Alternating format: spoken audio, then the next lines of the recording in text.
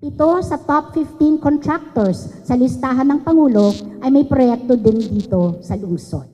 Inisa-isa ng lokal na pamahalaan ng Quezon City ang mga questionableng proyekto ng Department of Public Works and Highways o DPWH sa kanilang lungsod, lalo na pagdating sa flood control. Isa sa mga ito ay ang St. Timothy Construction Corporation na may pinapagawang pumping station sa may Santo Domingo.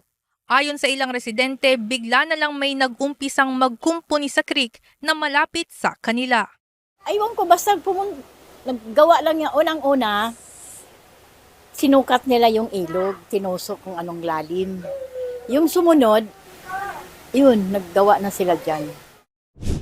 Ito yung Matalahib Creek na balak pagtayuan ng pumping station bilang parte ng flood control project na nagkakahalaga ng higit 95 million pesos. Ngunit ayon sa Quezon City Local Government Unit, hindi nila inaprobahan ang Certificate of Coordination nito dahil itinuturing na non-buildable site yung mga lugar na may tubig gaya na lamang nitong creek.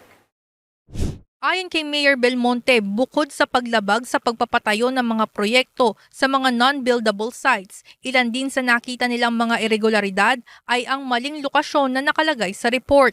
Mayroong nakadeklarang completed na, ngunit ongoing pa rin ang konstruksyon. Mayroong magkakaibang klase ng proyekto, ngunit pare-pareho ang approved budget contract na para umanong may ginamit na template. Giit ng alkalde, malaki ang posibilidad na may anomalyang nangyayari rito.